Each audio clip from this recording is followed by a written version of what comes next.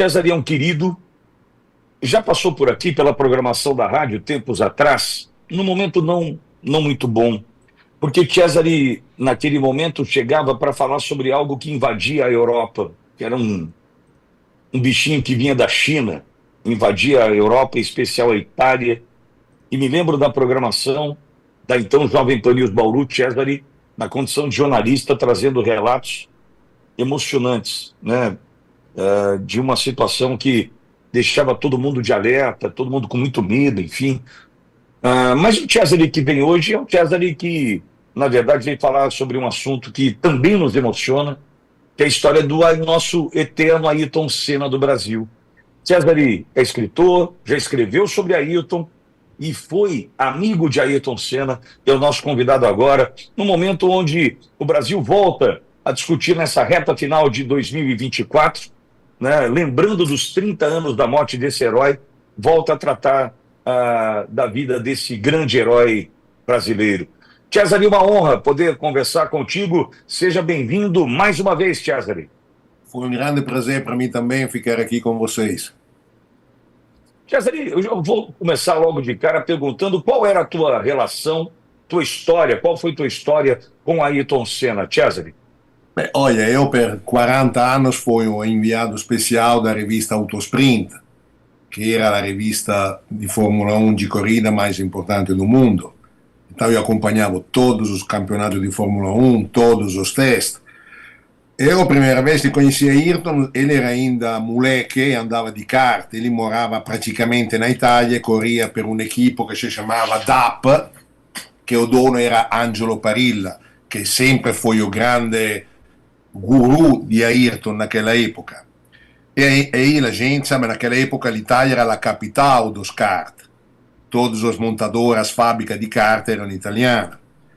Depois, nell'82, durante o Gran Premio di Austria, no circuito di Weltweg, Ayrton naquela época corria no campeonato di Formula Ford europeo e eles corriam junto com os carros de Fórmula 1 um dia antes.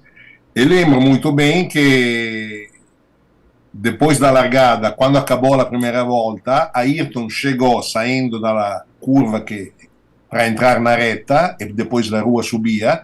Eu com a cabeça acompanhei Ayrton que passava na reta, virei a cabeça para ver os outros carros e não vi ninguém. E foi uma coisa incrível, porque naquele tipo de carro, os carros são igual, então todas as corridas feitas com todos os carros juntos, o pilota no vácuo um do outro. E numa volta, Ayrton conseguiu dar, vamos dizer, 2, 3 segundos para os outros. E naquele tipo de carro é absolutamente impossível. Depois, quando ele entrou na Fórmula 1 com a Toleman, aí a gente se via todas as corridas, todos os testes. Eu acho o único jornalista não brasileiro que falava brasileiro com ele, que falava português com ele. Sempre a gente se deu bem.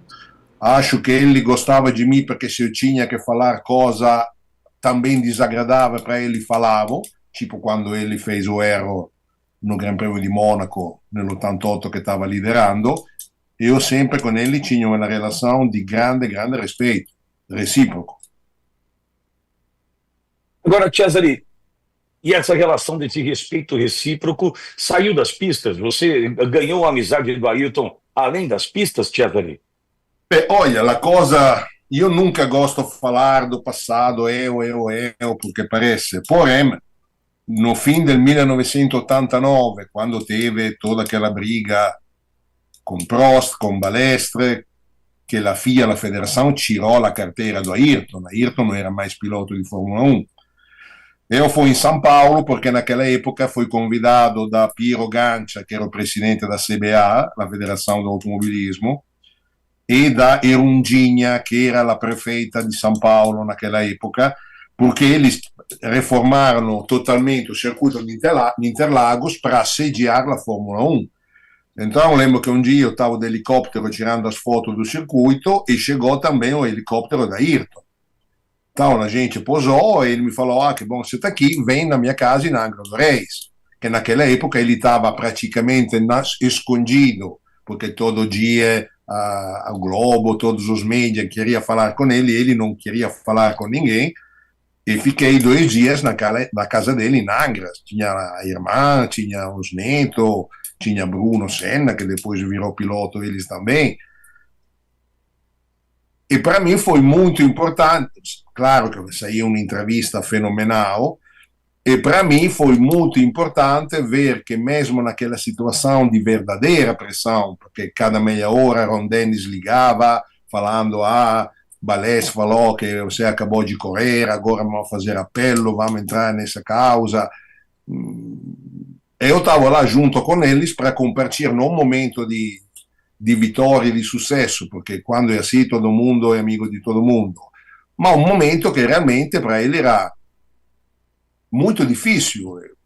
Estar junto com ele naquele momento, para mim, vai ser uma lembrança realmente inesquecível. Quer dizer, quem era o Ayrton Senna? O Ayrton Senna que a gente assistia na TV, empunhava a bandeira do Brasil, né, nos emocionava com o hino, mas quem era o Ayrton Pessoa? Né? Que você traz do Ayrton até hoje, 30 anos depois da sua morte, Cesare? Olha, tem que dividir muito bem o Ayrton Senna piloto e o Ayrton Senna pessoa. Aquilo que não gosto, e infelizmente isso acontece muitas vezes, que tem esportista, gente da música ou ator do cinema que morrem jovem, que a opinião pública tende um pouco a, não sei se falo a palavra certa, a idealizar, fazer essa pessoa uma figura de santo. Idolatrar. Idolatrar. Então, Ayrton Senna não era um santo, vamos dizer as coisas claramente, mas porque para fazer aquele trabalho, para ser piloto, tem que ser uma pessoa muito egoísta, tem que pensar que o mundo que te cerca está à sua disposição, porque a cabeça de um piloto é assim. Era um cara extremamente... não tinha compromesso na cabeça dele, come si fala no Brasil, o racha o quebra, em qualquer coisa.